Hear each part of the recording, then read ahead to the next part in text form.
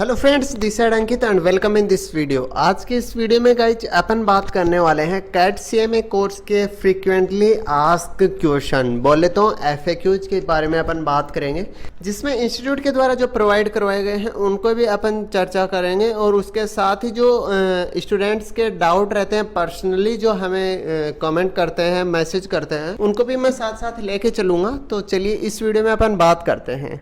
सबसे पहले तो देखिए, ये जो क्वेश्चंस हैं ये सारे के सारे इंस्टीट्यूट प्रोवाइड करवा देता है, जो आप भी डाउनलोड कर सकते हैं और इसको देख सकते हैं। आपकी सारी क्वेरीज, मेजॉरिटी ऑफ क्वेरीज जो हैं आपकी सोल्व हो जाएंगी इससे।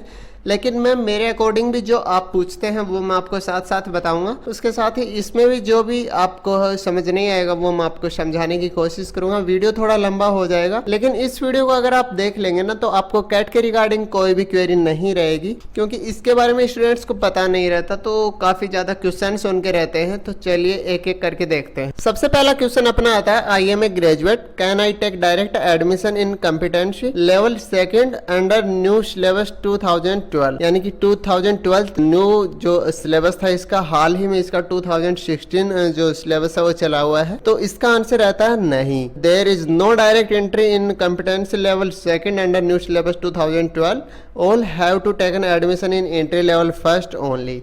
यानी कि इसमें क्वेश्चन में पूछा गया था, अगर आप ग्रेजुएशन कर लेते हैं उसके बाद डायरेक्ट आपको 4 पेपर जो कैट में होते हैं वो नहीं देने पड़ेंगे, लेकिन इसका आंसर नहीं है। आपको जो 4 पेपर लेवल फर्स्ट में होने वाले हैं वो जरूर देने पड़ेंगे, अदरवाइज आप लेवल सेकंड के लिए एलिजिबल नहीं है। नेक्स्ट क्वेश्चन अपन देखते हैं, whether I can claim exemption in paper number 5 financial accounting FAC of intermediate after passing CAT course under new syllabus 2012।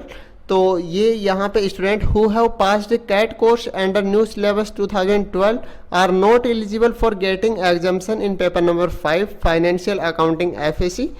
तो इसमें जो भी स्टूडेंट्स पेपर नंबर जो 5 की एग्जाम्शन 2012 से क्लेम करना चाहते हैं तो वो नहीं कर पाएंगे, उसके लिए ये नहीं है। The exemption in paper 5 FAC under intermediate is available for CAT old syllabus 2008 candidate who have passed CAT level second exam with financial accounting as a subject, hence no exemption for in intermediate is available for CAT new syllabus 2012 student. उनके लिए कोई भी exemption इसमें जो है नहीं दी गई। जो स्टूडेंट 2012 के अकॉर्डिंग अपना कैट जो क्वालिफाई कर चुके हैं उनको इंटरमीडिएट में कोई भी एग्जाम्शन नहीं है। उसके बाद नेक्स्ट क्वेश्चन अपना आ जाता है, I am the student of CAT course under old syllabus 2008, I have not pass any level, shall I switch over to new syllabus 2012। Third question अपना आता है, I am the student of CAT course under old syllabus 2008, I have not passed any level, shall I switch over to new syllabus 2012। इसका answer जो है वो student registered under old syllabus 2008 will be eligible to switch over under new syllabus 2012। उसके बाद next आपका question 4th number आता है, I have passed CAT entry level first examination under new syllabus 2012,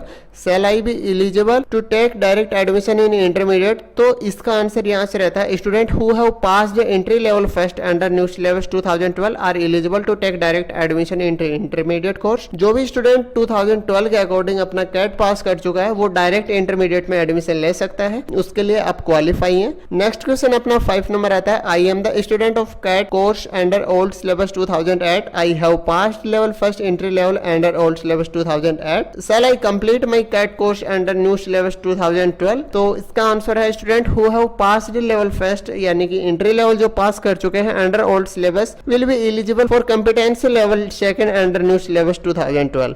जो स्टूडेंट अपना जो एंट्री लेवल है वो 2008 में पास कर चुके हैं और अपना जो असेसमेंट टेस्ट है वो 2012 में करना चाहते हैं, तो यस बिल्कुल वो कर सकते हैं, ये उनके लिए है। उसके बाद क्वेश्चन नंबर 6 आपका आता है, on the basis of my graduation degree I took direct admission in competency level part second under old syllabus 2008 but I have not yet passed the same.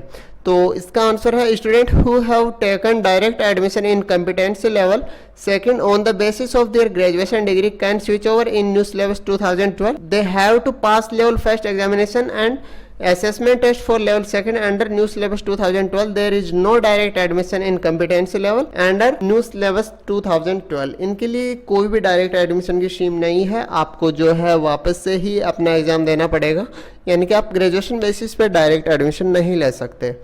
Question number 7 यहाँ से आता है what are the formalities for getting CAT pass certificate. तो उसके लिए है CAT pass certificate is issued on the successful completion of the examination assessment test 3 month internship computer training and 5 days orientation program. ये सब आप जैसे complete कर चुके होते हैं तो आपको जो सर्टिफिकेट है वो मिल जाता है। What is the examination pattern for CAT exam, ये क्वेश्चन नंबर 8 है आपका। Examination shall have multiple choice question to be answered online.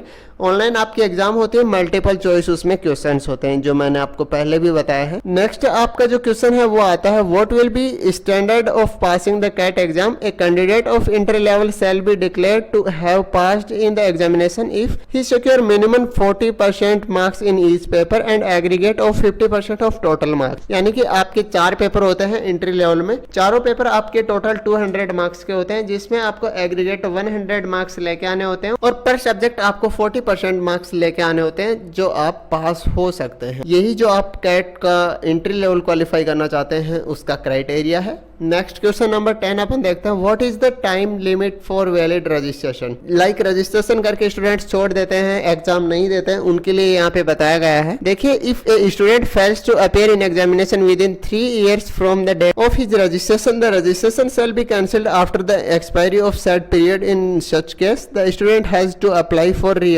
Registration. यानी कि जो स्टूडेंट 3 year जो है अपना एग्जाम देता है और क्वालिफाई नहीं कर पाता है उसका रजिस्ट्रेशन कैंसिल कर दिया जाता है। उसके लिए आपको री रजिस्ट्रेशन करना होता है और उसके साथ ही नेक्स्ट पॉइंट जो इसका है वो है registration is valid for a period of 7 years from the date of registration for a student who appear in examination within 3 years from the date of his her registration after the expiry of 7 years period his her registration shall be cancelled. In such case the student has to apply for NOVA registration. यानी कि अगर आपको 7 years से ज्यादा हो जाते तो आप रजिस्ट्रेशन को न्यू करवा सकते हैं। लाइक अगर आप एग्जाम नहीं देते हैं और तब आपका 7 years तक जो आपका रजिस्ट्रेशन वो वैलिड रहता है और आपको इस कंडीशन में 3 years के ज़्यादा होने के बाद आपको डी नोवा करवाना पड़ता है रजिस्ट्रेशन का, तो वो आप करवा सकते हैं। उसके बाद क्वेश्चन नंबर 11 आता है I have work experience more than 3 months shall I get exemption from 3 months internship program. Like आपको एक्सपीरियंस पहले से रहता है तो आप एग्जाम्पशन ले सकते हैं। तो a candidate having working experience of more than 3 months in the field of management accounting cost accounting financial management auditing regulatory compliance direct and indirect taxation corporate laws industrial laws commercial laws system analysis information technology project management banking operation insurance valuation financial service teaching in finance accounts taxation costing management and management consultancy firm are exempt from 3 months internship program. जिनको ये सब है वो जो है exemption ले सकते हैं अपनी इंटर्नशिप प्रोग्राम से। और जो आपका नेक्स्ट क्वेश्चन आता है वो आता है I have passed the CMA foundation examination now I want to enrol in CAT course whether on the basis of CMA foundation course qualification I am eligible to take direct admission in CAT competency level part second. तो इसका answer होता है there is no direct entry in competency level second under new syllabus 2012 all have to take admission in entry level first only. उसके बाद जो आपका last है वो कॉन्टेक्ट एड्रेस वगैरह है जो यहाँ से आप कॉन्टेक्ट कर सकते हैं। ये सब जो है आपके FAQs हैं जो आपका सिलेबस चलता था 2008 और 2012 उसके अकॉर्डिंग। हाल फिलहाल में जो आपका न्यू सिलेबस 2016 है उसके अकॉर्डिंग कुछ और मिलेगा जो मैं आपको किसी और एक नेक्स्ट वीडियो में बना के सबको बताऊंगा जिसमें आपको हेल्प मिलेगी। बाकी इससे भी काफी कुछ सेम उससे सिमिलर रहता है, आपके काफी सारे डाउट्स जो हैं वो सोल्व होंगे। बिकॉज इसका मेन रीजन ये है इसके बारे में काफी कुछ इन्फॉर्मेशन जो ऑनलाइन है वो नहीं अपलोड रहती, तो स्टूडेंट्स के मन में काफी सारे डाउट रहते हैं। वेल आप हमारे इंस्टाग्राम पेज पे मैसेज कर सकते हैं, यहाँ पे कमेंट कर सकते हैं, हम आपको बताने की पूरी कोशिश करेंगे। इस वीडियो में इतना ही। वीडियो को लाइक कीजिए, चैनल को सब्सक्राइब कीजिए, शेयर कीजिए अपने सभी फ्रेंड्स के साथ। Thanks for watching.